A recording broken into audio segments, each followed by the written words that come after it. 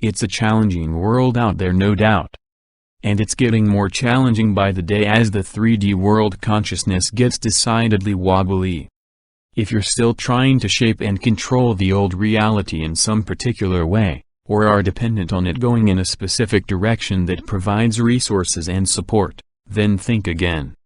We must find a new way of being and creating. Conversely, if we can align with the shift into the higher 5D paradigm, we're going to find all our manifestations supported. How do you make the switch? What's involved? Here's how to follow the path of light through it all. A change in perception, a change in reality. The first thing to say is that shifting into 5D consciousness does not mean you immediately leave the planet. Neither does it automatically mean you become ungrounded and spaced out, somehow disconnected from reality, not at all. Right now, we are living in two worlds now, not one. Everything you see with the physical eyes was built with the old 3D consciousness. That's what's getting increasingly challenging, as we are witnessing abrupt climate change, dwindling natural resources, and increasing financial instability. We are also seeing the judgmentalism and small-mindedness of humanity's shadow raising its ugly head. But there's a higher world interwoven through all this, a more expanded consciousness which is flowing through it. If you can align with that, then things will really take off for you, despite the craziness we witness all around. The important thing is a change in perception, which although may sound simple, requires 100% commitment to achieve. The flow will not give you the outcome the ego wants, it will not make things necessarily easy for you. In fact, quite the reverse, it's going to challenge you in all the places you might hang on and identify, where you think a particular outcome is necessary for your well-being. It's because the flow is designed to bring you to non-attached freedom, the essence of your soul. When we surrender in this way, then things do indeed get a whole lot easier.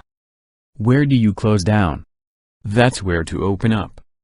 Here's the major misconception of the spiritual mainstream that leads many astray. Although you'll initially get tasters of love and light, yes, when you actually connect up to the flow, it'll take you into all the bottlenecks in life where you close down and get restricted, challenges in relationships, for example, where you need the other to be a certain way, challenges in careers, jobs, and resources, where you might think you need more than you really do, challenges in living circumstances, where you believe you need a particular location or setup, or else there's resistance to change from where you currently are.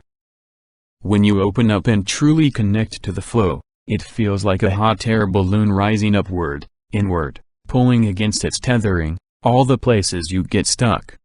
So if this is happening to you, then it's a good sign, because you're actually aligning with the path. All you have to do then, is make the commitment to confront the tethering, where you tighten and get stuck. Miracles will happen around you. The point is, the flow of light is not aiming for anything in particular, other than the revelation of your expanded and miraculous cosmic self. But that said, it will create the most magnificent physical creations, as your balloon rises. It'll most definitely create through us when we're walking the path. It is, for example, creating a pristine new 5D reality all around us, with the consciousness of the old reality unraveling and descending into it. If you're working toward that higher dimensional connection in all that you do, then miracles will surely happen around you. The car breaks down, you get a speeding fine or sacked from your job. It's easy to identify in such circumstances, to worry about the cost and the future.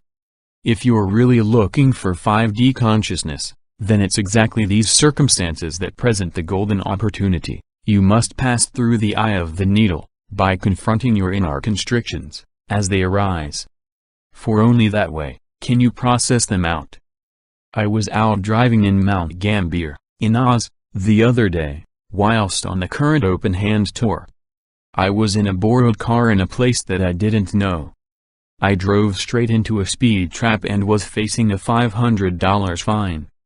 But, it turned out the traffic cop was from the UK, and my old hometown to boot. As I softened any inner tightness, anxiety, or concern, A higher dimensional connection of consciousness between us ensured I was let off with just a warning. Awesome. What I've noticed is, that the more you commit to the exploration and revelation of self, the shorter the constricting bottlenecks last, and the more you expand with the flow coursing through you. It literally feels like a path of light is opening up before you. So how do you align with this flow? A compass and a route map. In short, you need a compass and a route map. The compass causes you to confront what's really happening in the moment, by looking internally at how you react to external events. In essence, you work right into the tightness, unravel it, then unleash soul through it. This then shapes a new set of circumstances that are harnessing energy from the new 5D reality. Synchronicity clicks in around you, your manifestations are increasingly supported by energy. And as you follow this flow, you begin to notice there's a pathway heading to a particular place, not so much a location, but a new way of being. The route map is one which enlightened souls have followed in the past. In essence, it's a distillation of the kinds of experiences ascending people have had. It's not about telling you what's real for you. Rather, it's about sharing what's happened for others, then offering reflections so that you may find your own way to your own inner gateways. If you can identify roughly where you are on the landscape, and what type of experiences you're having, then it helps transition through much more quickly and effectively.